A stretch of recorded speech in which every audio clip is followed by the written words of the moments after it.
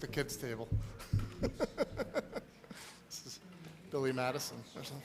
No, Nice. I should have it. Or is it I Happy should sit in Gilmore? a regular one too. Yeah. Should I? It needs more of a tool to fix it. No, should I sit in a regular one too? No, it's all right. I'll start. Let's go. Page 1.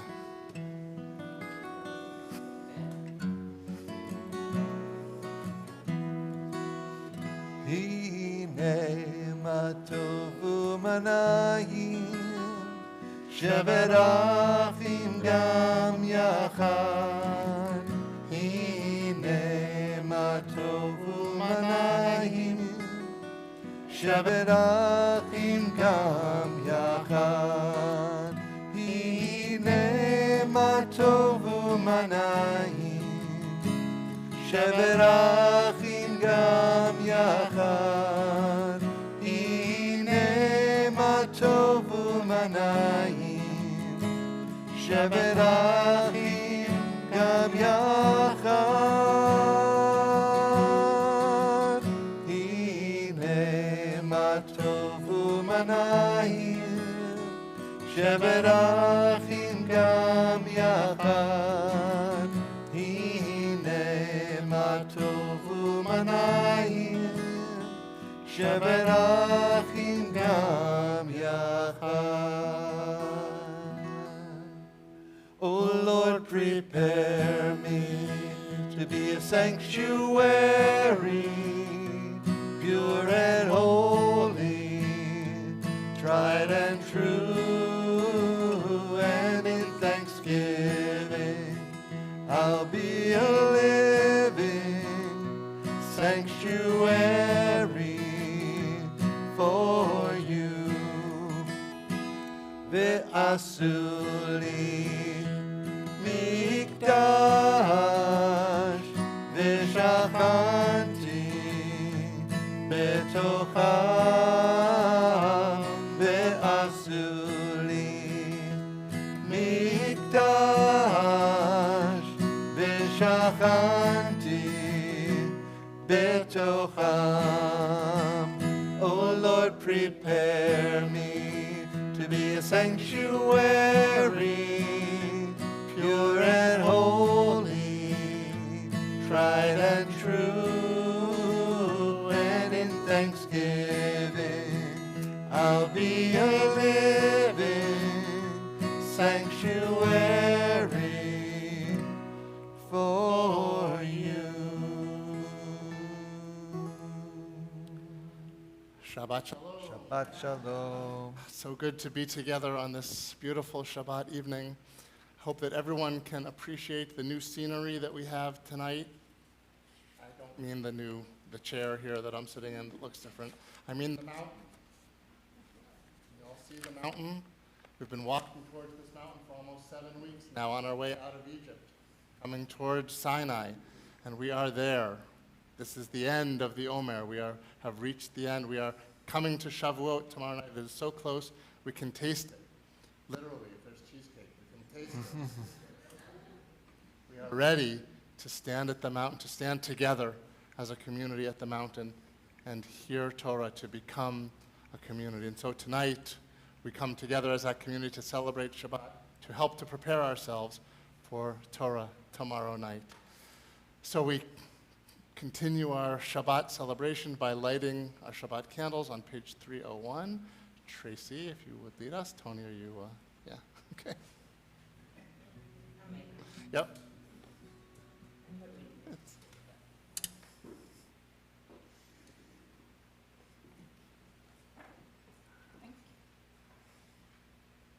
Another week of work is ended. Again, Shabbat brings welcome peace.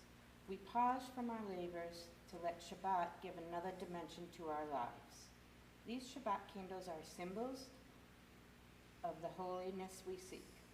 Their brightness dispels gloom and lights a path to faith and hope.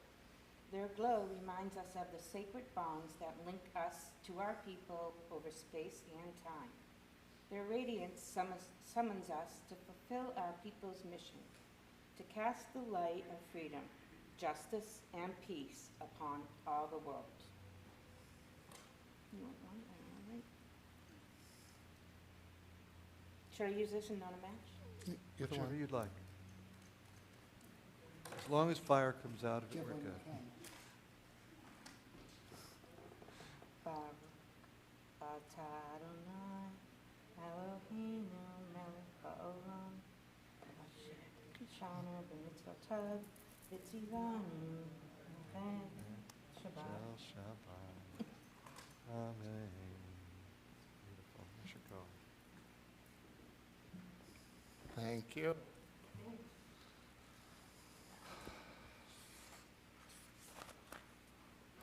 On page 13, we welcome the Shabbat angels of peace and joy. Shalom Aleichem. Shalom Aleichem, Malachei Hasharei, Malachei Elyon. Bi Melech, Malchei Hamlachim HaKadosh Baruch Hu. Boachem L'Shalom, Malachei HaShalom, Malachei Elyon. Melech Malchei Hamlachim HaKadosh Baruch Hu. Barchuni L'Shalom, Malachei HaShalom, Malachei Elyon. Melech Malchei Hamlachim HaKadosh Baruch Hu. Tzeitem L'Shalom, Malachei HaShalom, Malachei Elyon.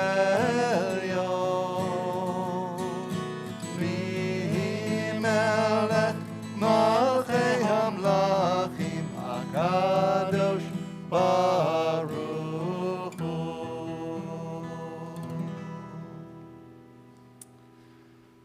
One of the ways that Jewish tradition describes the Sinai experience is as the wedding between God and the Jewish people. The mountain is our chuppah, and the Torah is our ketubah, the document that testifies to the love between God and the Jewish people. So let's turn to page 363.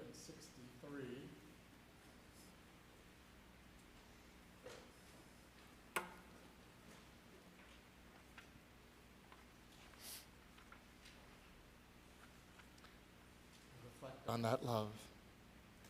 Your love, O God, is reflected in our ability to love. Your compassion is reflected in the lives of the compassionate. Our ancestors were such people.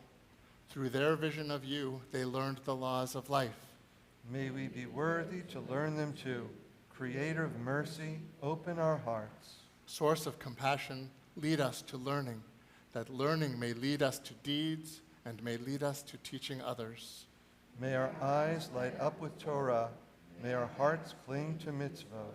May our trust in you lead us to gladness and joy. In peace gather us from the corners of the earth and lead us proudly to the promised land. You have brought us close to your great name to thank you and to say you are one through deeds of love. All praise to you, Adonai, who gives the Torah to the people Israel with the blessing of love. And with that love, we are now ready for the wedding. Page 21, Lecha Dodi, come, my beloved, to greet the bride. Lecha Dodi likrat kala, b'nei Shabbat nekabela. Lecha Dodi likrat kala, b'nei Shabbat nekabela. Lecha Dodi, Lecha Dodi likrat kala, b'nei Shabbat nekabela. Lecha Dodi likrat kala, b'nei Shabbat nekabela. Shamor b'zachor b'dibur echad, Ishmianu el hamyuchad, Adonai echad, u'shemo echad, לשם ותפארת ולתהילה. לך דודי, לך דודי לקראת כלה, פני שבת נקבלה. לך דודי לקראת כלה, פני שבת נקבלה. לקראת שבת לכו ונלכה, כי היא מקור הברכה, מראש מקדם נסוכה, סוף מעשה במחשבה תחילה. לך דודי, לך דודי לקראת כלה, פני שבת נקבלה. לך דודי לקראת כלה, פני שבת נקבלה. התעוררי, התעוררי, כי באורך ומאורי, אורי, אורי, שיר דברי, כבוד אדוני עלייך נגלה. לך דודי, לך דודי לקראת כלה, פני שבת נקבלה. לך דודי לקראת כלה, פני שבת נקבלה. בואי ושלום עטרת בעלה, גם בשמחה ובצהלה, תוך אמוני עם סגולה. בואי חלה, בואי חלה. לך דודי, לך דודי לקראת כלה, פני שבת נקבלה. לך דודי לקראת כלה, פני שבת נקבלה. We can be seated. Let's turn to page 23, a special psalm for Shabbat, Psalm 92, the second line of Hebrew, Tov lehodot, it is good to give thanks to Adonai. Tov lehodot l'Adonai, Tov lehodot l'Adonai, ulezamer, ulezamer, l'shimcha elyon, Tov lehodot l'Adonai.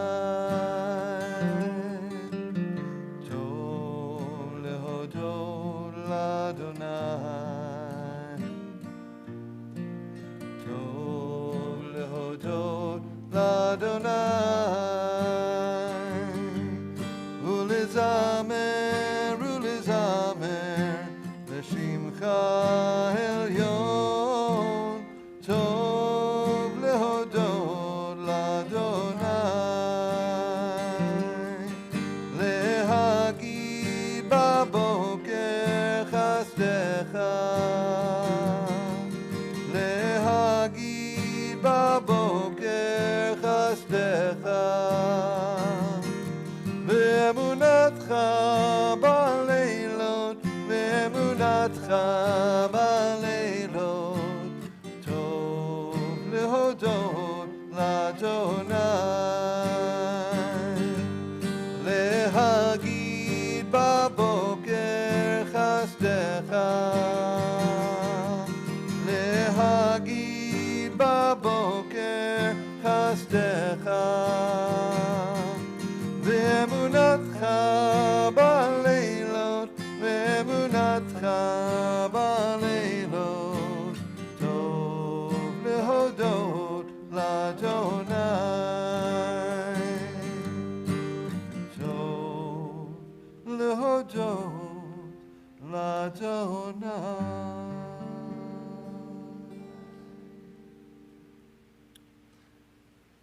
Page 27, we rise, Chatzi Kaddish. Yitgadal v'yitgadash Shemei Rabbah. Amen. Ve'amad divrach irutei ve'amlich malchutei b'chayechon uvyomechon u'v'chayei dechol Beit Yisrael. Bagala, bagala, uvizman kariv, v'meru, amen. Yehei shemei Rabba mivara, me'alam olam me'amaya, yitbarach, yitbarach, v'yishtabach, v'yitpa'ar, v'yitromam, v'yitnaseh, v'yithadar, v'yit'aleh, v'yithalal, shemei dekudesha, Barichu. le'ela min kol birchata v'shirata, tushbechata v'nechemata, ta'amiran be'alma, v'miru, amen. On page 5 of the booklet, Am I Awake? Leading into Baruch Hu.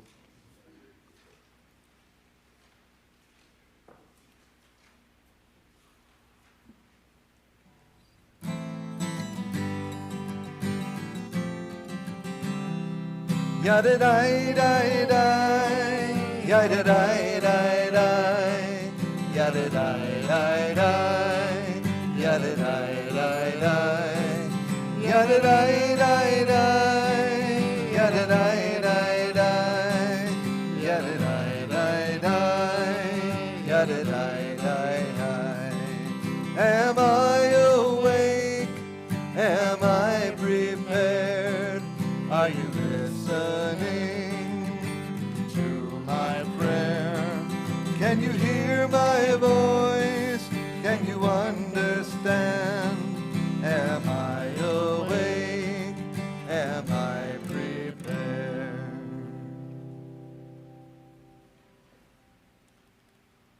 Baruch Hu et Adonai HaMevorach. Baruch Adonai HaMevorach le'olam va'ed. Baruch Adonai HaMevorach le'olam va'ed. Yadidai-dai-dai, yadidai-dai-dai, yadidai-dai-dai, yadidai-dai-dai, yadidai-dai-dai, yadidai-dai-dai, yadidai-dai-dai, yadidai-dai-dai. Conceded. Let's turn to page 29 and continue in English on the right side of the page. Torah is a closed book until it is read with an open heart. House of Israel, great and small, open your hearts to the words of Torah. Torah is demanding, yet sweeter than honey, more precious than gold. House of Israel, young and old, open yourselves, heart and soul, to its treasures. Torah sanctifies life. It teaches us how to be human and holy. House of Israel, near and far, cherish the eternal sign of God's love. Torah is given each day. Each day we can choose to reject or accept it. House of Israel, now as at Sinai, choose to accept and be blessed by its teachings. Top of the page in the Hebrew.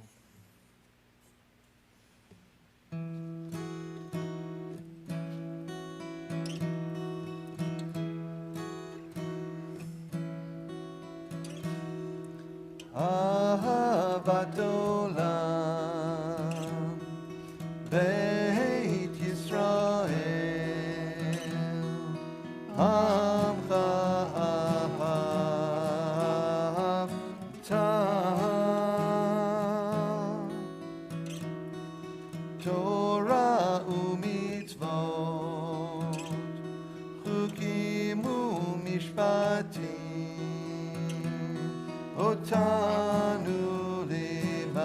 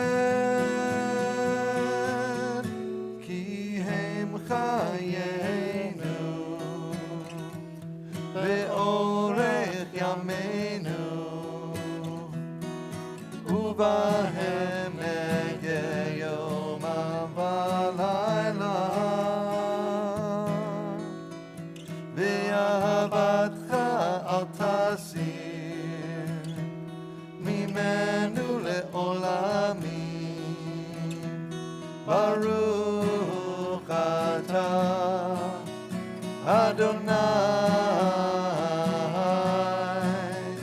Ohev Amo Yisrael.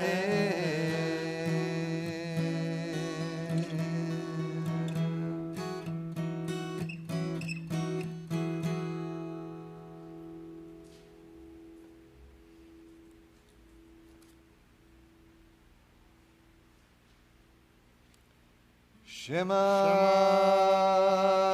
Yisrael, Adonai Eloheinu, Adonai Echad. Baruch Shem Kevod Malchuto Le'olam Va'ed. Ve'ahavta et Adonai Elohecha b'chol levavcha u'b'chol nafshecha u'b'chol me'odecha v'hayu advarim ha'ele asher anochi mitzavecha hayom al levavecha v'shinantam levanecha v'dibarta bam b'shivtecha b'beitecha uv'lechtecha v'derech u'shofbecha uv'kumecha u'kshartam le'ot al yadecha v'hayu letotafot bein einecha u'chtavtam al mezuzot beitecha u'visharecha. Page 31 in the 6th line from the top. Leman tizkeru v'asitem et kol mitzvotai v'yitem kedoshim le'Elohechem. Ani Adonai Elohechem asher hotzeiti etchem me'eretz Mitzrayim lihiot lachem Elohim. Ani Adonai Elohechem, Adonai Elohechem Emet. In the supplements on page 7, celebrate our liberation on our way to revelation. Nothing can compare.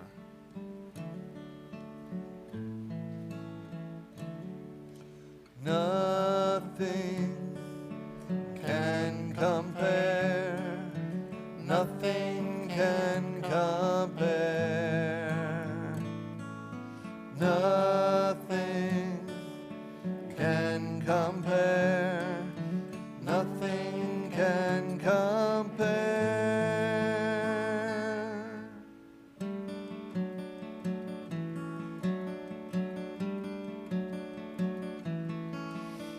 Standing on the other side of the sea of reeds, I'm beginning to believe we really can be free. Walking on the ocean floor, like walking on the air. Nothing can compare with this, nothing can compare.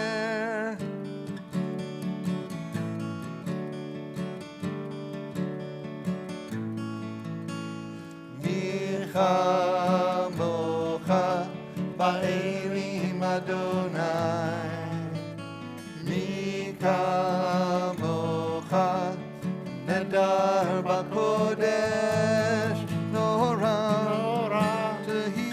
tehilot hoseh be'eleh nora tehilot hoseh be'eleh.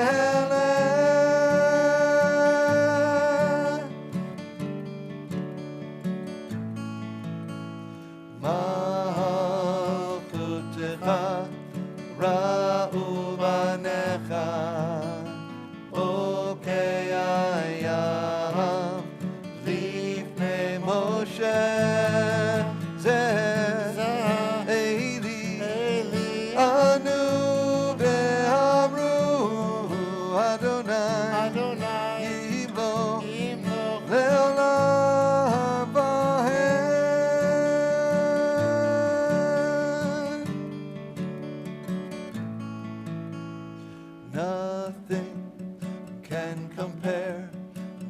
nothing can compare.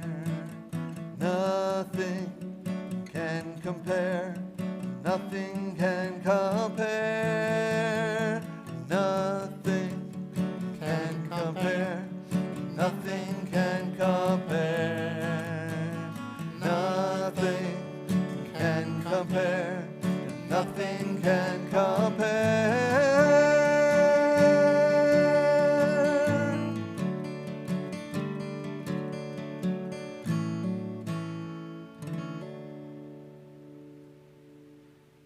Come back to the Siddur on page 34 for Vishamru. My apologies to those of you on YouTube. I think that the PDF might be out of order. Might have to skip over a page that we'll come back to after Vishamru in the PDF. But we're on page 34, Vishamru. Vishamru v'nei Yisrael HaShabbat La'asot et HaShabbat Le'dorotam berit olam Vishamru v'nei Yisrael HaShabbat La'asot et HaShabbat Le'dorotam berit olam Beini uvein bnei Yisrael Oti le'olam Oti le'olam Oti le'olam Vishamru bnei Yisrael et HaShabbat La'asot et HaShabbat Le'dorotam berit olam Ki sheshet yamim asa Adonai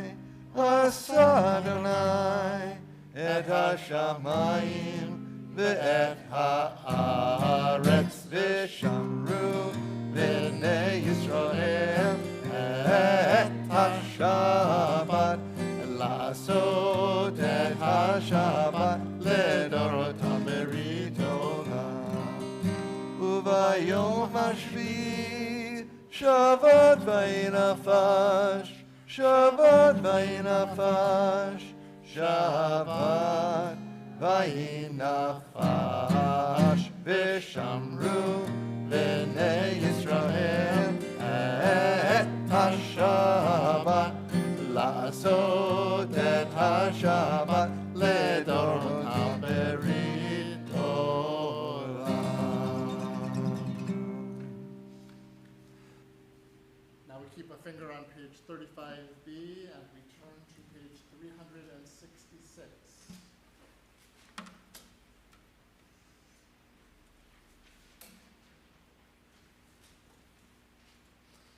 A reflection as we prepare to enter into the Amidah, page 366. Help us, Creator, to embrace the enduring. Too often we waste this world. Too often we squander time on the trivial. Help us, Eternal, to honor humility. Too often we follow the foolish and the wicked. Too often we follow mockers and the arrogant. Protect us, Sovereign, from ourselves as from others. Too often we speak slander and violence. Too often we falter in our faithfulness. Protect us, God, from dullness and routine. Too often we accept apathy and unconcern. Too often we are blind to the miracles of life. Inspire us, Creator, with a sense of the sacred. Too often we limit our lives to the profane. Too often we ignore the treasures of Torah. Inspire us, Lord, with the blessings of your truth. Too often we succumb to cynicism. Too often we wallow in worthlessness. Spiritual blindness cannot lead to blessing. Life stripped of compassion is sterile, forlorn. Help us, compassionate, to help others. Protect us, Creator, from callousness. Inspire us, merciful, with kindness. Awaken us, Lord, from indifference. Help us to open our eyes to your truth. Help us to open our hearts to your Torah. Help us to open our lives to you. And so we turn to page 335B as we begin the Amidah, asking God to open our lips so that we can speak God's praise. We'll begin together on page 35b and then continue individually from there through page 38 if you wish to follow the liturgy of the Siddur, or in our own hearts and souls. When we've had as much time as we'd like for our private prayers, we can be seated. We begin by rising together on page 35b.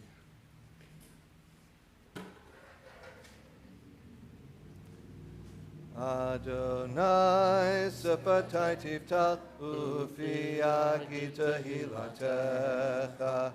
Adonai sefatai tiftach ufiaki tehilatecha. Baruch atah Adonai Eloheinu ve'Elohei avoteinu Elohei Abraham, Elohei Yitzchak, ve'Elohei Yaakov, Elohei Sarah, Elohei Rivka, Elohei Rachel, Elohei Leah, Ha'el Hagadol, Hagibor v'Hanora, El Elyon, Gomel Chasadim Tovim, V'konei Hakol, V'zocher Chastei Avot, Umevi Goel Livnei V'neihem, L'ma'an Shemo Be'ahava, Melech Ozer Ufoked Umoshiach Umagen. Baruch atah Adonai, Magen Abraham Ufoked Sarah. Atah Gibor Le'olam Adonai, Mechayei Metim atah Rab Lehoshia. Mechalkel Chayim Bechesed, Mechayei Metim Berachamim Rabim. So make noflim verofei cholim, umatir asurim, umekayem emunato, lishenei afar, michamocha ba'al gevurot, umido melach, melech memit umechayeh, umatzmiach Yeshua. V'ne'eman ata l'hachayot metim. Baruch atah Adonai, mechayei hametim. Ata kadosh v'shimcha kadosh, u'kadoshim b'chol yom yehallelu Selah. Baruch atah Adonai, ha'el hakadosh.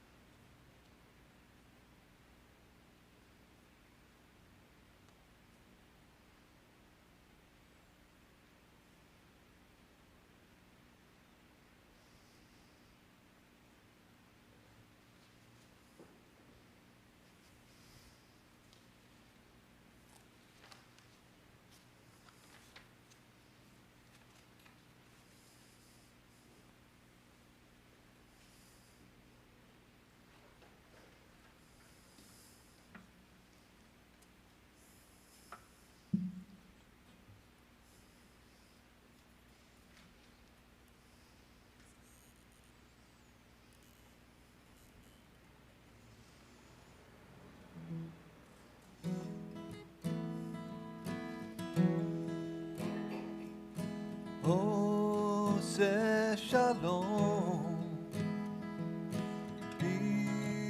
במרומה, עושה שלום במרומה, הוא יעשה שלום, הוא יעשה שלום, הוא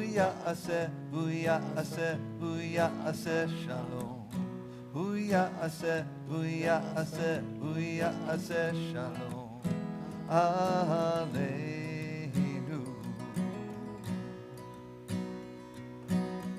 May the one who makes peace bring peace down, bring peace down.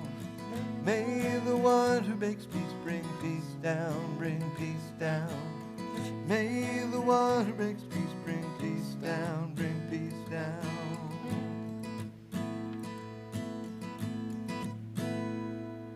עושה שלום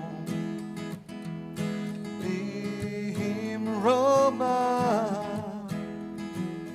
עושה שלום במרומה, הוא יעשה שלום, הוא יעשה שלום, הוא יעשה שלום עלינו.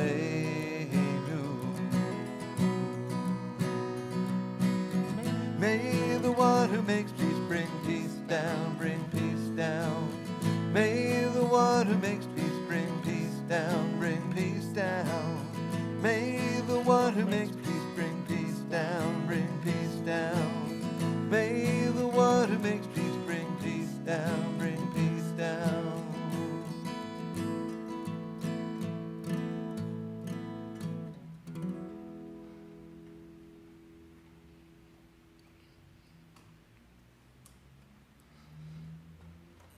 We turn now to the inside back cover of the Siddur for our prayer for healing.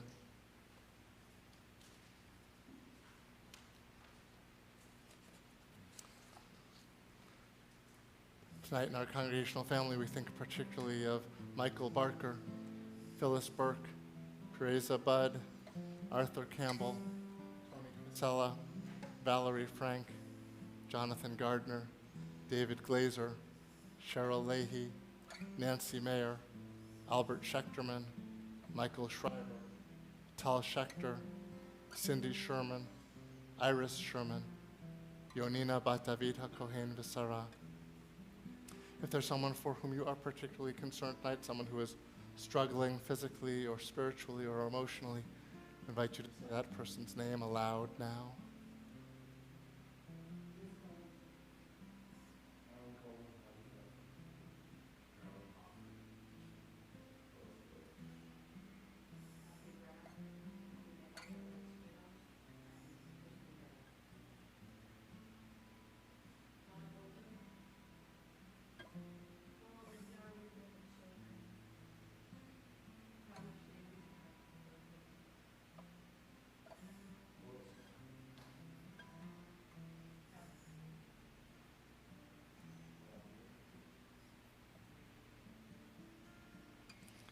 We hold in our hearts all of our friends and loved ones who are ill as we join together in Mishaberach.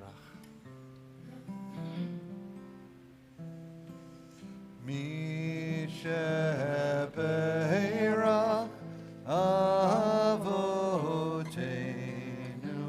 Mikor HaBracha Leimotenu.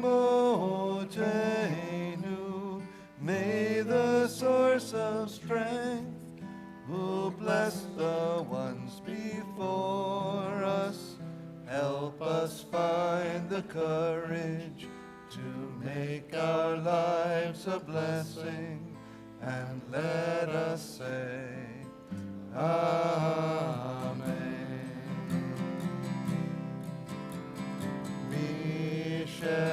Mishaberach imotenu mikor habracha lavotenu. Eloheinu, bless those in need of healing with refuah shlema, the renewal of body, the renewal of spirit, and let us say, Amen.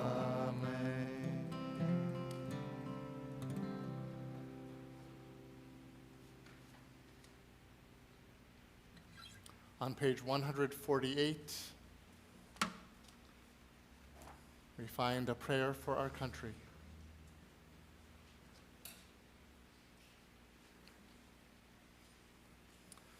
Our God and God of our ancestors, we ask your blessings for our country, for its government, for its leaders and advisors, and for all who exercise just and rightful authority.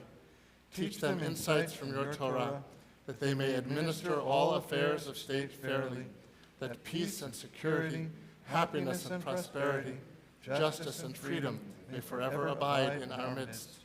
Creator of all flesh, bless all the inhabitants of our country with your Spirit. May citizens of all races and creeds forge a common bond in true harmony, to banish hatred and bigotry, and to safeguard the ideals and free institutions that are the pride and glory of our country. May this land, under your providence, be an influence for good throughout the world, uniting all people in peace and freedom, helping them to fulfill the vision of your prophet. Nation shall not lift up sword against nation, neither shall they experience war anymore. And let us say, Amen.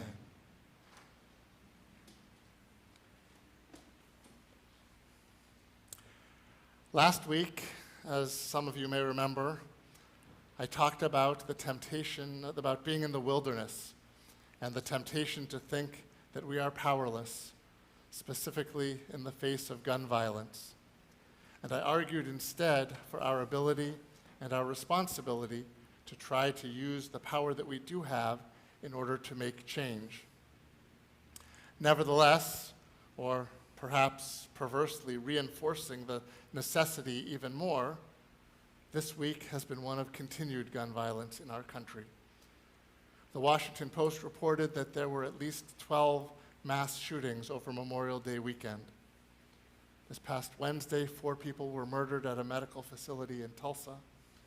Earlier today, a man shot two women and then himself at a church in Iowa, and more and more. For several years now, the first Friday in June has been National Gun Violence Awareness Day. So we need to revisit this topic, but this time from a different angle. As we approach Shavuot and the giving of the Torah, I want to focus tonight on what Judaism says about our right to bear arms. Last week I focused on the wilderness and the powerlessness, not so much on the weapons themselves. Tonight I think we should do that. It's perhaps appropriate that our Torah portion this week is called naso, which means to lift up or to carry or to bear.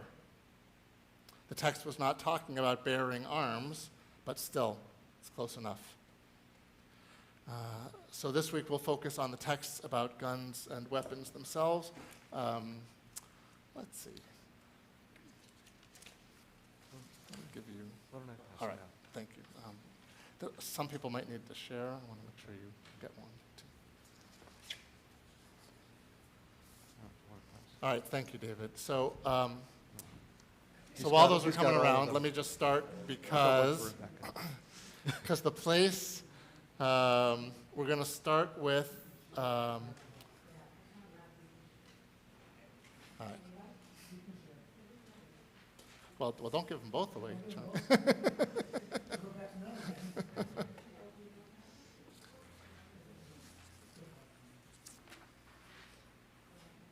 Scott, save one for Ruth and Leslie.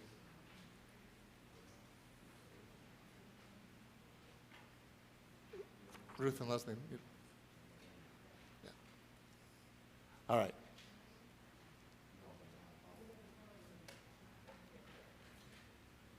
Such good sharers. All right, so the place to start is by is by acknowledging and affirming that Judaism certainly recognizes a right to self-defense. And we see that spelled out specifically in a section of the Talmud called Sanhedrin. But before we look at that text, I need to give you a little bit of background because this text discusses a case that is described in Exodus chapter 22. And actually, before I even do that, I should acknowledge that these texts that we'll look at tonight were assembled by Rabbi Joseph Mesler of Temple Sinai in Sharon. Anyway, the first text from the Talmud discusses a case from the book of Exodus, chapter 22, that says that if a thief is breaking into a house at night and is killed by the inhabitants, they are not liable for his death. Okay, but if it is daytime and they kill him, they are liable. Okay, so that's the situation in the Torah, Exodus chapter 22. If a thief is breaking in, the inhabitants kill him, they're not liable for his death. If it's daytime, they are liable for his death. The Talmud explains the reasoning. Ordinarily, I would ask someone in the congregation to rise, but I can't run around with a microphone tonight, so I'm just going to read and we'll discuss. So the Talmud says this. Rava, one of the rabbis of the discussion, Rava says, "What is the reasoning for the law concerning a burglar who breaks into a house?" He explains, "There is a presumption that a person does not restrain themselves when faced with losing their money, and therefore this burglar must have thought, if I go in and the owners see me, they will rise against me and not allow me to steal from them. And if they rise against me, I will kill them." All right, so we're going to stop there for just a moment, make sure we understand what's going on. The Talmud says that we know that a person being robbed is going to fight back. Right? We know that, and the thief knows that too. The thief knows that they're going to fight, so the thief going into the house has to be prepared to fight, and specifically to kill, in order to get away with his crime. Okay? And therefore, because the inhabitants know that the thief knows that they're going to fight back, they know that the thief is ready to kill them, and therefore they are allowed to kill him first. Okay? They're allowed to kill him in defense. Is that clear? Okay, good. Why does it matter if it's day or night? Right? There is too much possible killing. That's why we're talking about it. So. And it's 5 o'clock. Do you need a drink in order to handle this text? Is that what you're saying? All right. Right. So what difference does it make if it's night or day? So the only thing I can think of is that in the daytime, you have better visibility of what's happening, whereas at nighttime, you don't. So there's maybe some sort of, if it's at night, you get past when daytime. Okay, possibly. If it's daytime, there's more visibility, so less confusion, right? So, but. So actually, one of the texts says that specifically that sundown is how they define nighttime. Okay. Okay. Ruth? Okay. If it's dark, you might not know who you're killing. Might not be able to see as well. Okay. Could be somebody totally unrelated.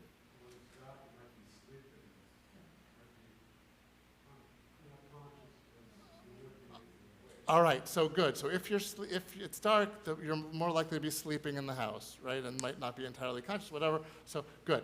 I think that they take it in they build off that a little differently, which is to say that at nighttime, the thief knows that there are going to be people in the house, right? They're going to be sleeping. They'll be there, and therefore the thief is coming in ready to fight, ready to kill. He knows that there are people there. Right? And so the inhabitants know that the thief knows that there are people in the house because it's nighttime and people are home at night. Right? So this whole scene, scenario is activated by the knowledge that people are in the house, which means the thief has to fight, which means the people know the thief is going to fight, which means the people can kill first. Okay? If it's daytime, the people might be out at work, right, running errands, whatever. The thief thinks he can get in, get out without being seen, without being confronted. Doesn't really want to kill, isn't ready to kill, isn't ready to fight. It's just going to get in and get out without having any confrontation. If they see him and they do wind up fighting, the thief could be taken by surprise, not have been prepared to kill, and so them killing him would not have been in self-defense. Okay, are you following that, or is that? Yeah, but why are we giving the thief any kind of benefit of the doubt here? Oh, Good. Hold on to that for 1 second, okay?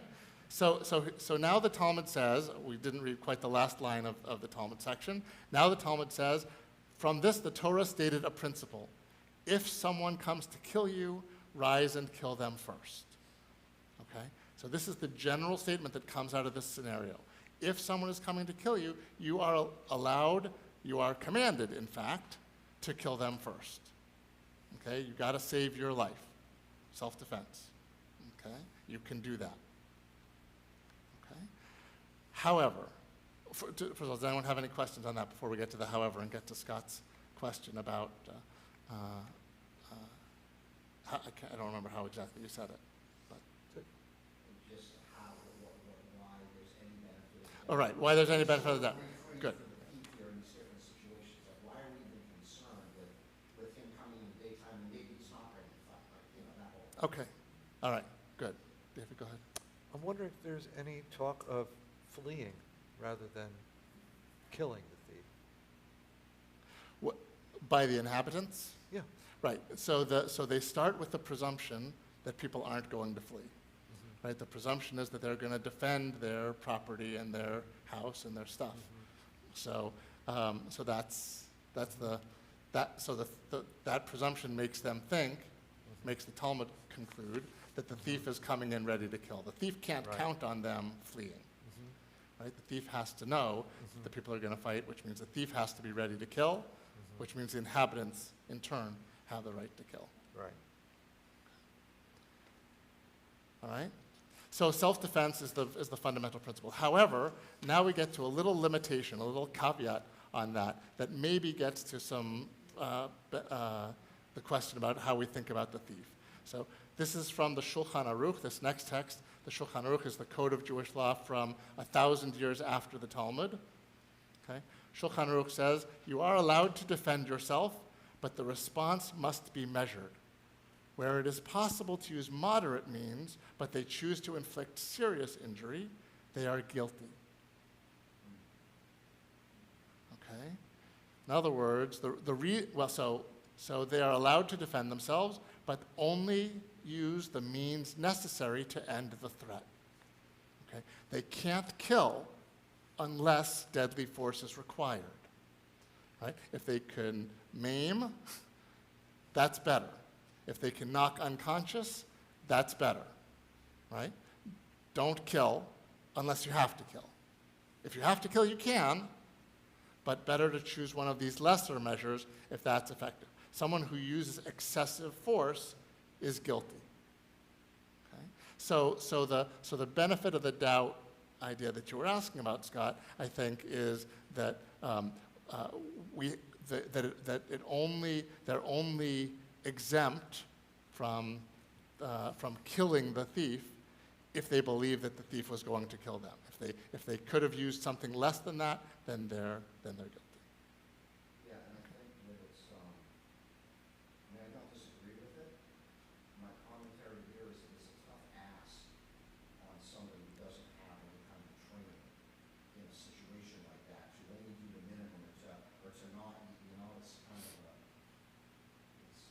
it's hard, but I understand that, you can stop somebody running their life, and that's.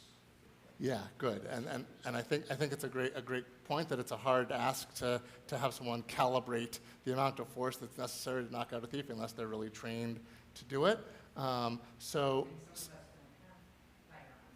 Don't have firearms, might not have a lot of options for self-defense. Right. So At the time of this text, no one had firearms. good point. Let's remember Right. that. Right. So what we're about. Well, what? Yeah. So what we're about to do is we're about to take these values and try to apply them to guns. And I think, though, I want to just say in response, Scott, to your point, that part of what we want to remember from this discussion, from the legal codes, is they're setting out a specific legal theory that gets at the values that are involved more perhaps than the specifics of the case, right? So in practice, calibrating that force might be a dilemma, but the value lens through which through which the judges would read the situation is how did these values interact? Okay, so all right, so let's take a step back or forwards, I guess, from these values and ask how we might apply these values to our discussion, our situation today. Okay, and we're talking about using the force that's necessary, right? Not using excessive force, using the means that are appropriate for the situation.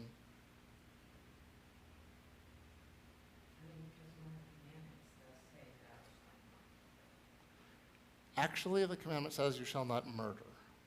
Killing is okay, right? If it's the right situation. Killing in self-defense is okay. Murder is something different than killing. Or as a soldier also. Right, or a soldier, right? Or killing animals, right? So, it's I'm glad you said it that way because it's a very common translation that people use is you shall not kill, but Jewish law recognizes that distinction between killing and murder. So my question is, so now we've read a couple texts that have tried to set out some values from that time, from the way life was valued and weapons were thought about. How do we apply them to today? What light do these cast for us on the gun conversations? Depending on does or not murder, have control over what kind of weapons can be sold. Okay, so Like, rifles and axes, that are 1,000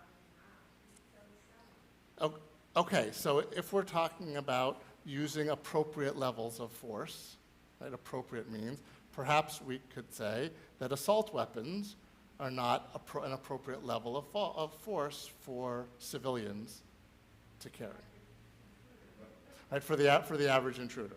Right, but what if the intruder has the fire? Now is all bets are off. You can have them too. Right. That's so good. So we are allowed. We could say from this text, we are allowed to have guns for defense, right? But only for defense. Right? It doesn't say you can go out and shoot whoever you want, whenever you want, right? It's if someone's coming in to kill you, you can kill them.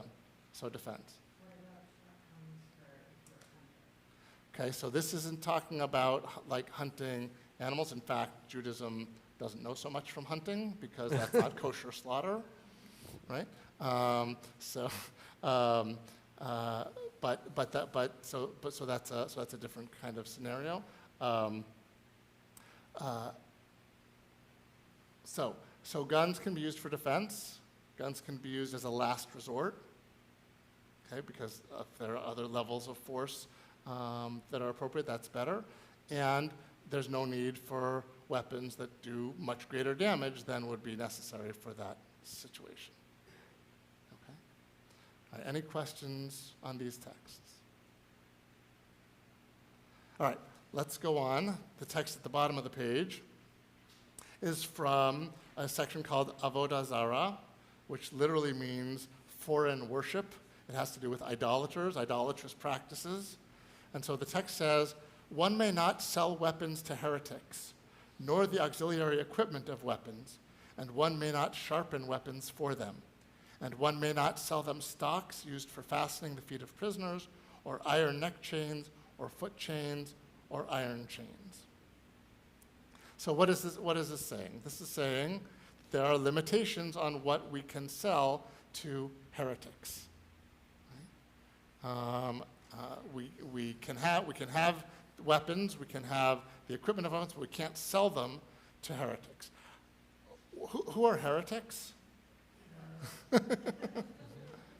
What? Well, all right. So people who believe in idols, right? People who don't follow God. Okay. Right. Okay. So the heretics are also the enemies of the Jews. Okay. So you're jumping right to my point here, Ricky. So thank you for that. Which is that we should only be selling weapons to people who will use them responsibly and appropriately. Okay. these heretics who don't follow God, right, the concern is that they would use them viciously, inappropriately, okay, or against the Jews, right, either one, okay. They won't follow rules of how to use them in an appropriate way, and so because they're not bound by the rules, we shouldn't sell to them. So the value here is that we shouldn't sell weapons to people who might use them incorrectly or dangerously. One application of that might be background checks. What else? Waiting periods. Limitations on age. Okay. Age. Red flag laws. Okay. Insurance on the weapons. Anything to help constrain to get it to appropriate use. All right, so raise the price of bullets. So here's the next piece of this: auxiliary equipment. Right? It talks about auxiliary equipment of weapons. What's auxiliary equipment? Bullets. Right? Ammunition, body armor, bump stocks. Right? Any of the terms I never wanted to know what they were, but now we know what they are. Right? Other modifications, right, to turn guns into more lethal weapons, those things not allowed to be sold to these people. Okay? All right, let's go on. Well, that raises a whole different level, right, about guns that can be made on computers, and right, it makes it a lot harder to have rules that put them in a system. All right. So let's look at the back here. There's one more practical Talmud text to look at, but first we need the Torah text for it. The Torah text is Deuteronomy chapter 22, verse 8. It says, "When you build a new house, you shall make a railing for your roof, so that you do not bring blood on your house if anyone should fall from it." Okay, so the scenario is, right, in those days in the Middle East, still mostly in the Middle East these days, houses have flat roofs, and people can go up on the roofs. Natural air conditioning up there, right? So you hang out on the roof. You got to put a railing up around your roof, okay, so people don't just fall off of it. Okay, it's 5 o'clock somewhere. They might be drinking a little bit. They go fall off. Oh, so, yeah, it was fear of being prosecuted for these things. So what is that? Even if you don't push someone off the roof, right? Even if you don't throw them off yourself, if they fall from your roof, you're liable. Okay, so you build the fence around the roof, build the railing around the parapet in order to keep it safe. Okay, what's the lesson? The lesson is we have to take precautions. Right? Some accidents are foreseeable. If there's a roof without a railing, someone is going to fall off it. Okay, you can predict that. So we have to try to prevent it. Put the railing up to prevent it. Okay, the Talmud now applies this idea to other situations. Okay. Talmud tractate Bava Kama 46a says, Rabbi Natan says, "From where is it derived that one may not raise a vicious dog in their house, and that one may not set up an unstable ladder in their home?" It's just, in other words, there's a rule. They know there's a rule that you can't raise a vicious dog in your house, and you can't set up an unstable ladder in your house. That's the rule. Where does that rule come from? It does not say in the Torah, "Thou shalt not raise a vicious dog." Okay? "Thou shalt not set up an unstable ladder." But the rabbis make this rule. What's their justification for making this rule? He goes on to say, "You shall not bring blood on your house." That same quote about the roof. Okay? That principle from the roof is expanded to other situations. The principle is, if you can foresee an accident happening, you need to prevent it. You need to take precautions to prevent it. Okay? So a vicious dog, you can guess, would attack somebody. And so you can't raise them. A ladder that's unstable, someone is going to fall off it. So you can't put it up. Okay? It's taking the appropriate precautions. So how do we apply these today?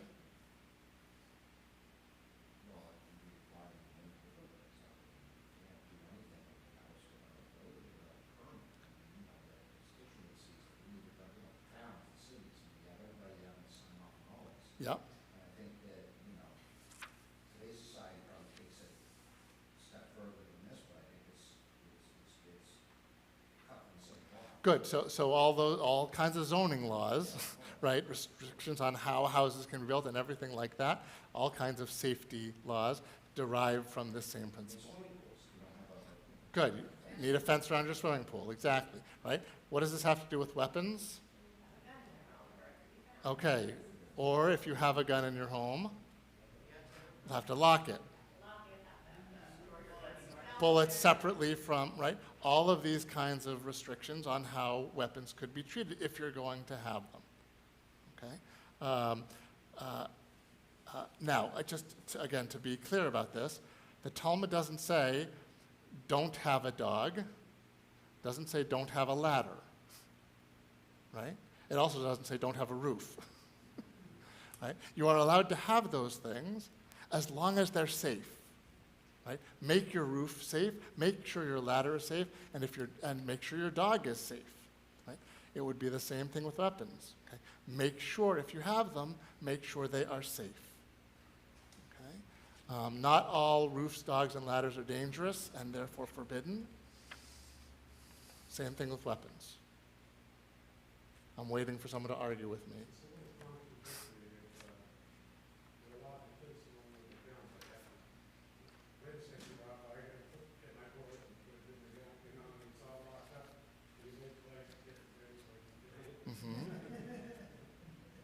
Right. Well, so just for people who need the microphone, the comment is, right, that you need on the one hand to be ready to kill the intruder. On the other hand, taking the time to get the weapon out and to load it and all of that is a trickier situation. That is a I don't want to sound flip about this, but that's a risk that the Talmud is willing to take, right? That is right. That a mistake is worse. Right. Right. So at night you assume that he's going to kill you. Right. So you need to be ready for that. Right. Right. Okay. I think when this was written, you're talking about one specific problem. So you're talking about breaking and entering. You're talking about protecting your livelihood, protecting your home, your dwelling. Okay. What we're talking about now is people going out in public and killing people on mass scales. Correct. You know, and I don't want to go off topic here because we could stay here at midnight, right? But I don't know, back then, did they even, mental illness, drugs, the pressures of lots of different things that we're all dealing with today, and there's just so much more to it, right? But it's interesting to go back and see what we as Jews, you know. So just again, just sort of summarize your point. You're saying that the scenarios described in the Talmud are so different from the world that we live in today, or so different than the mass casualty kind of situations that we've been talking about. You led into this with the casualty. Right. And that was, absolutely appropriate. I don't know how many people are worried about, well, maybe they are. So, because I think a lot of us are very fortunate that we live in an area where crime rate of break-ins and stuff is relatively low. I don't know what it's like to live in an area where people who break in and hurt you. Right. Right. Look, so part of the argument for gun ownership, for example, is self-defense. I have to be ready to protect myself if someone breaks in. That, Jewishly, that is a totally legitimate argument, right? We are allowed to defend ourselves in those ways.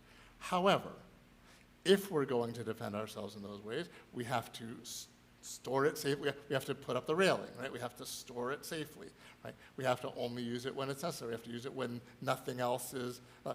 So maybe fleeing is a better answer before killing, right? And again, killing is only the last resort in those ways.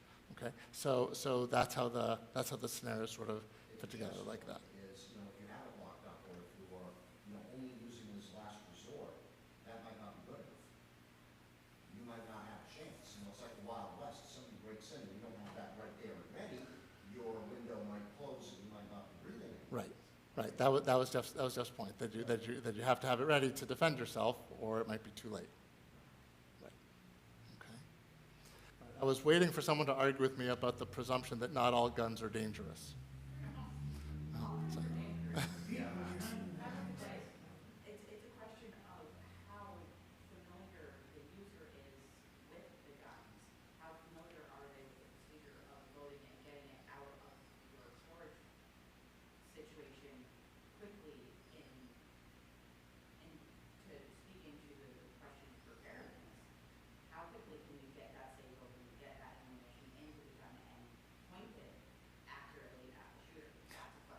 Okay, great. So Emma's raising this point about training and knowing how to use the gun, how to load it, how to do all of those things. And maybe that is part of the answer to Jeff's question, that that people who are going to own guns have to be able to store it safely and should be well enough trained on to be able to move quickly in the kind of situation where they would need it, so that they can store it safely for those times when they don't need it.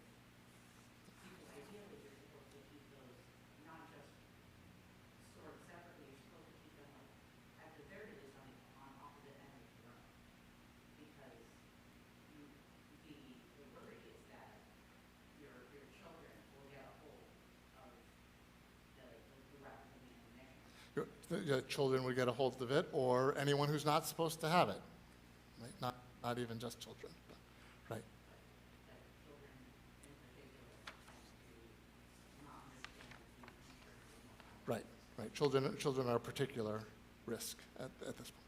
So oh, go ahead. I was just going to say, I've heard you saying, and it really makes sense, guns don't kill people, people kill people. So a gun is inanimate object, and it's just sitting somewhere, probably stored, nobody's in harm's way. Right. If the person knows how to use it and stores it properly, the gun isn't going to kill anyone. Right. The gun itself. Right.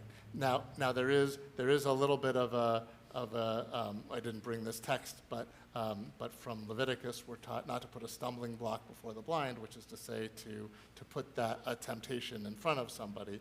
Right. A gun also won't kill people if the gun isn't there in the first place. Right. So, but that's a different scenario. Rule number one of dealing with guns, it's always loaded. You always assume that the gun is loaded. Right. Right. Do not point at something Right. that someone destroyed. Right. Right. Right.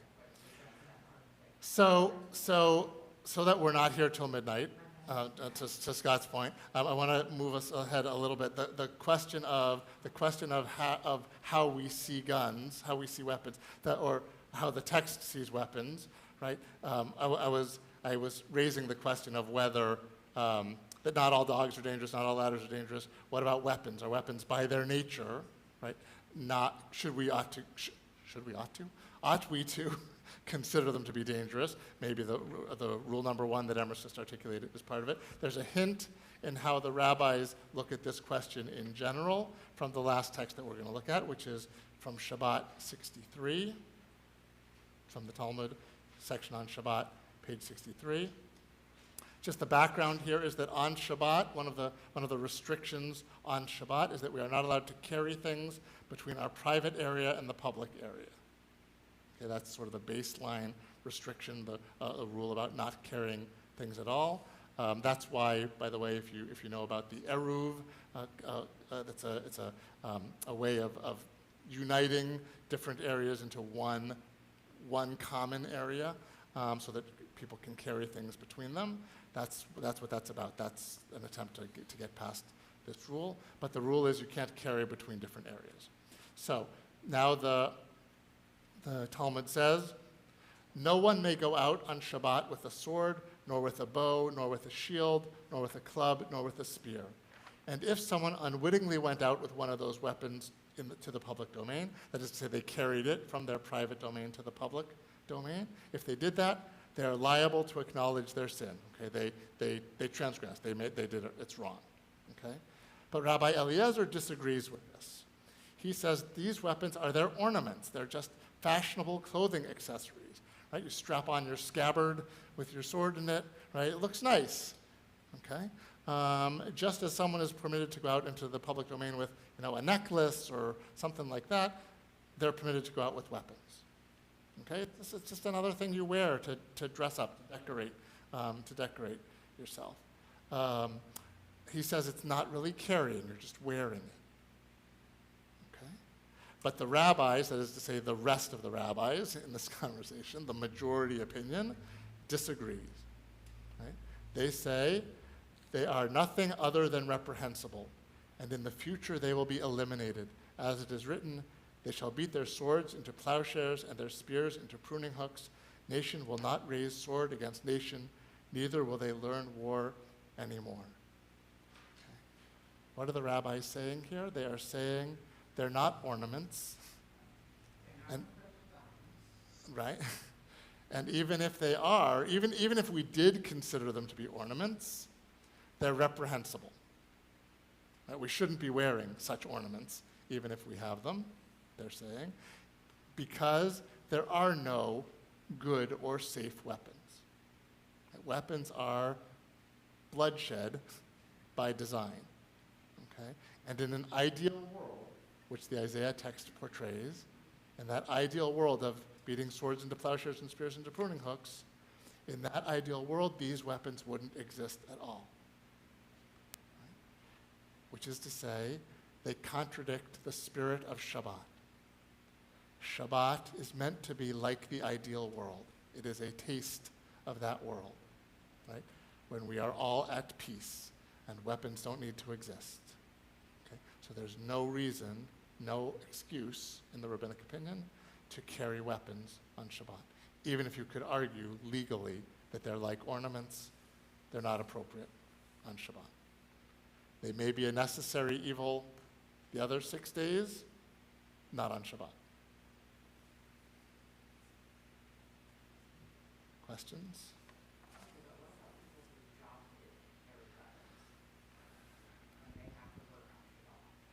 Right, well, so working on Shabbat, carrying weapons as part of your job on Shabbat, that's a whole different point, right? Right. Correct, and so that is the exception to the rule, right? Someone whose job is defending, right, has to have their weapon, even on Shabbat. Right? Even on Yom Kippur, right? The Israeli army went to fight on Yom Kippur because they had to. So no commentary on the fetishization of guns in this country right now. This idea that, they wanted to use it as accessories, but, don't do that. I mean, we see these pictures of people who have hundreds of guns, and it's a hobby, it's a collection, and it is an article of war, yet people have fetishized it to a disgusting degree. So I find this an interesting commentary on that. It's not, I need this to protect my family.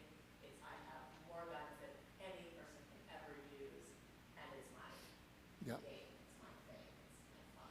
Yep, very, very contradictory to people who use their weapons as props or fetishizing. Hang on, Emrys, go ahead. I've seen pictures of these families posing their kids with child-sized weapons. Right. For their holiday pictures. Right, holiday pictures that have the guns in them with the kids with the guns and, right, yep. Sorry, Jeff, go ahead.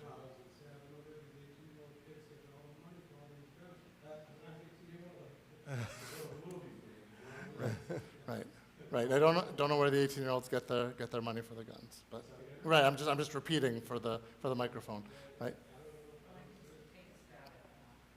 Okay.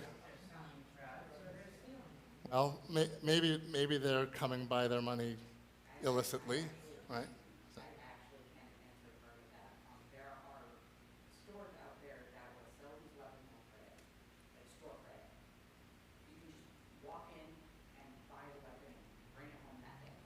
Yeah. So credit, right? That people, there's always going to be somebody on the tape. There's going to be somebody working in one of these stores who's behind on his or her own, and sliding $500 and they're going to give you away.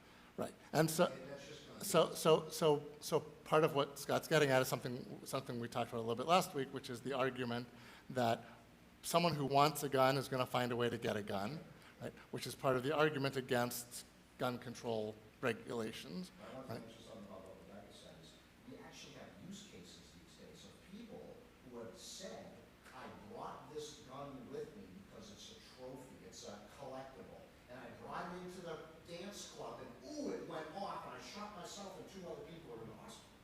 Like, that stuff is literally happening. Right. You can't debate that. Right. It's happened. Yeah. That just, Yeah. All right. This is a great conversation. Lots more to say about it.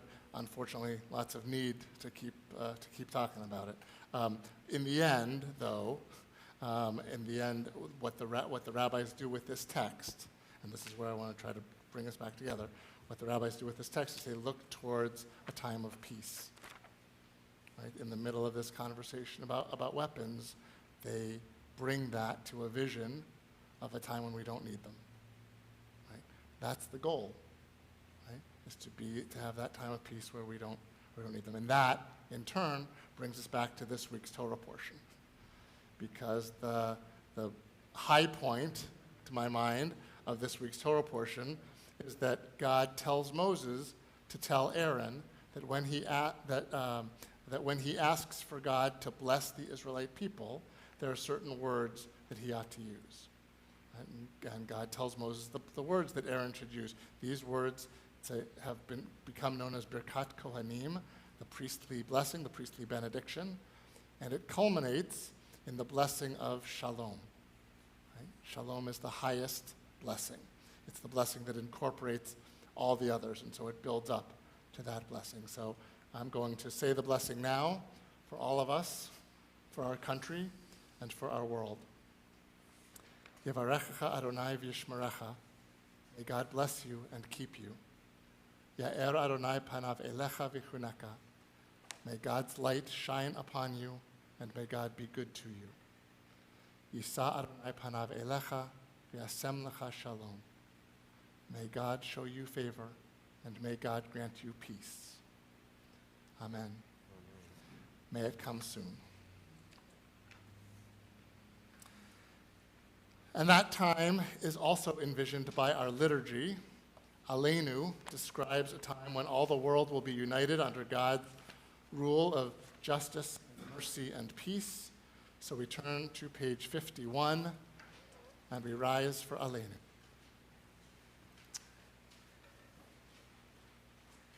Aleinu l'shabeach la'adon hakol, latet gilula liotzer bereshit, shelo asanu k'goyei ha'aratzot, velo samanu k'mishpechot ha'adama, shelo sam chelkenu kahem, v'gor aleinu k'chol hamonam, v'anachnu korim, ומשתחווים ומודים לפני מלך מלכי המלכים הקדוש ברוך הוא שהוא נוטה שמיים ויוסד הארץ ומושב יקרו בשמיים ממעל ושכינתו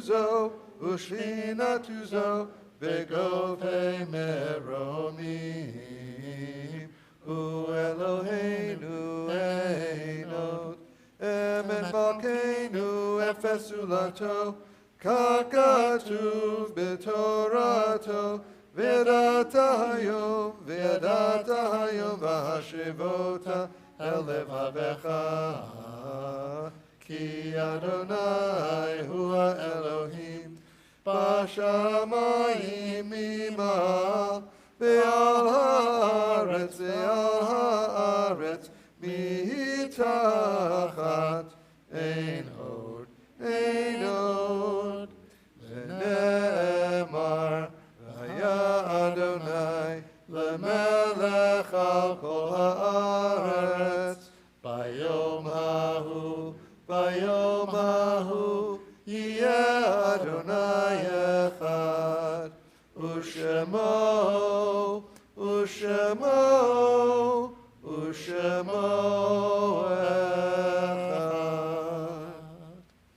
Please be seated.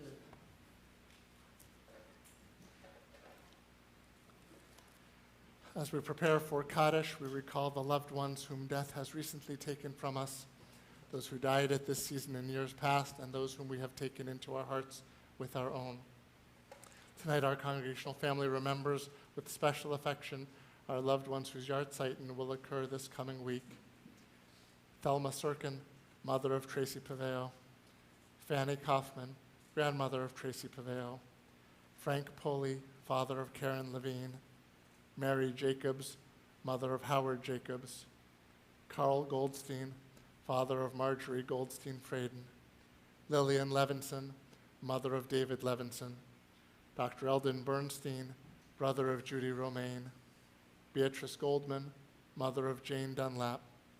Kenneth Frayden, father of Gary Fraden, Frederick Goldstein, brother of Ellie Peltz, Byron Rogers, father of Rhonda Polanski, Minnie Tallman, mother-in-law of Diane Siegel, Eva Schultz, grandmother of Diane Siegel.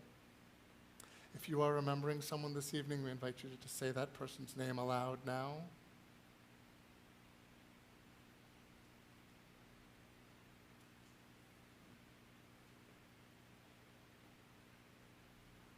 Zichronam livracha. May the memories of all our dear ones be a blessing. If you're saying Kaddish in someone's memory tonight, we ask you to rise now.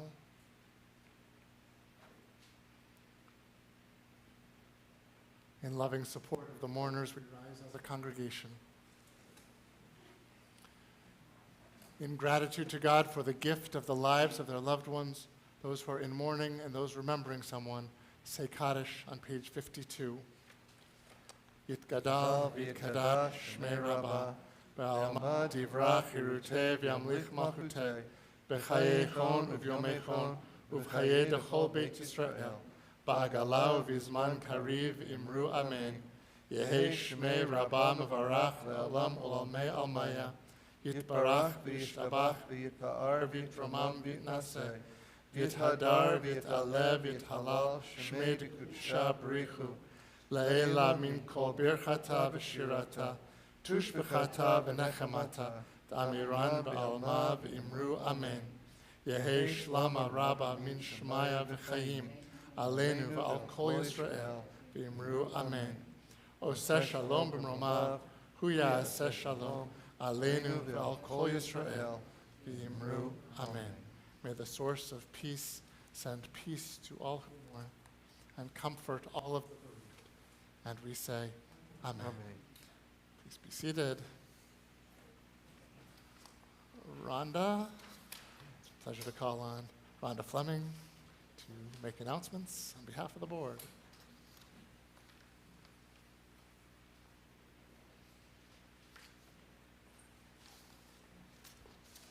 Shabbat Shalom. Shabbat Shalom. Welcome to TCS, where we value innovating education, building community, honoring individuality, drawing meaning from Judaism, and upholding our social responsibility. All of our programming, including the ones I will mention today, reflect these values. Tomorrow, Torah study with Rabbi Carr at 9 a.m. in person with coffee, bagels, and it's also remote. Without coffee and bagels, unless you make your own. Okay, Yeah. No, it's with coffee and bagels here, Oh. but remote. correct. Gotcha. New Misha Barach list started tonight. If people on the current list need more prayers, please email Merrill Levinson, and of course, we will add them to the new list. As usual, if you would like to add a new name to the list, please email Merrill Levinson. Save the date. Celebrate Confirmation and Shavuot at TCS tomorrow and Sunday. Complete information sent in your TCS email. Next Friday, Shabbat Nashira, musical service at 6:30 with potluck dinner to follow. Sign up to bring dinner. Link is in the email. Reminder, it's time for spring cleaning. The Greater Attleboro Area Council for Children is asking for your donations of clothing, shoes, bedding, towels, handbags, and belts. This is being coordinated by Temple member Sandy Newfield. If you only have a few bags, you can drop them at the Temple. Contact Sandy if you have a carload. Family Table is sponsored by the Jewish Family Services. Its mission is to alleviate hunger in our community in a way that meets nutritional and spiritual needs. Our temple is committed to collecting 30 cans of tuna fish and 30 cans of low-sodium vegetable soup each month. Please remember to bring your cans when you come to the temple. There's a wooden container in the foyer for your canned goods. Remember, information and links to all activities are included in your weekly emails on Mondays, as well as special notices. Please remember to return your name badges to the drawers in the foyer before you leave the temple. Thank you. Shabbat Shalom. Shalom. Thank you, Rhonda. So just a couple more details about what else is happening this weekend.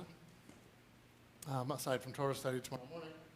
Tomorrow evening, Shavuot begins, and we have our Shavuot and confirmation service tomorrow night at 7. It is really, for me, one of the highlights of the year to see our 10th graders reach this milestone in their lives. They're a terrific group, and they prepared really well. It's going to be a beautiful service at 7 o'clock tomorrow night. And then on Sunday morning, we have our Shavuot morning service, which will start at 10:30, and we'll have an oneg potluck lunch kind of thing to follow. Well, not exactly potluck lunch, but there'll be breakfasty kinds of things to eat as part of the oneg Sunday morning, but not remote. Right. Yes, we will be doing both of those on YouTube, but as well, but be in person if you can be in person. So that's at 10:30 on Sunday. We'll be here for that. Adon Olam. Yes. All right, page 54. Adon Olam Asher Malach B'terem Kol Yitzir Nivra Le'en Nasa B'chefzo Kol Azai Melech Shemo Nikra Azai Melech Shemo Nikra Be'acharei Kiklot HaKol Levado Yimloch Torah Behu Haya Behu Over Behu Yiyeh B'tifara Behu Yiyeh B'tifara Behu Echad Ve'ein Sheni Lehamshilo Lehachbira Beli Reishi Beli Tachli Belo Ha'oz Ve'hamizrach Belo Ha'oz Ve'hamizrach Ve'hu Eli Ve'chai Goali Ve'tzur Chevli Ve'etz Hara Ve'hu Nisi Umanos Li Menat Kosi Be'yom Ekra Menat Kosi Be'yom Ekra Be'yado Avkid Ruchi Ve'et Tishan Ve'a'ira Ve'im Ruchi Keviati Adonai Li Ve'lo ira Adonai Li Ve'lo ira. We are coming to the end of our journey from slavery to Sinai, from liberation to revelation, this period of time that our tradition calls the Omer, that we have been counting for these last, well, almost 7 weeks, about to be. About to be 7 weeks. So as we count the days, we turn to page 55 for the counting of the Omer. The melody that we'll sing uses the first line of Hebrew in the paragraph in the middle, and then the blessing is at the bottom of page 55, and then the counting for tonight is on page 59. We are counting the day after 48. Today was day 48. We're going to count the next one for tomorrow. Not a whole lot more to do after that. So we don't only count the days, we also count the weeks. So page 55 and then page 59. Please rise because we are standing on our journey. הנני מוכן ומזומן לקיים מצוות עשה. הנני מוכן ומזומן לקיים מצוות עשה של סביבה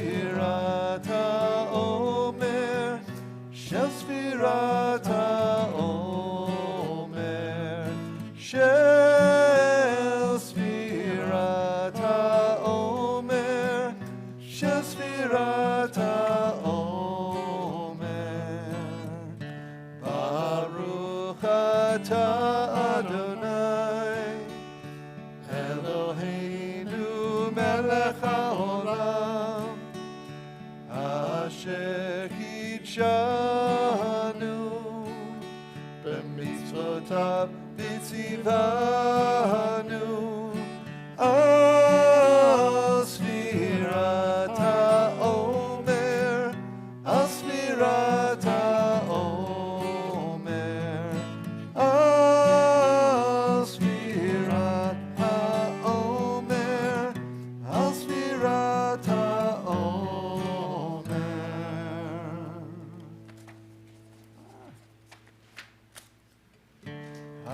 היום תשעה באב, יום שהם 7 שבועות לעומר. איי איי איי איי איי איי איי איי איי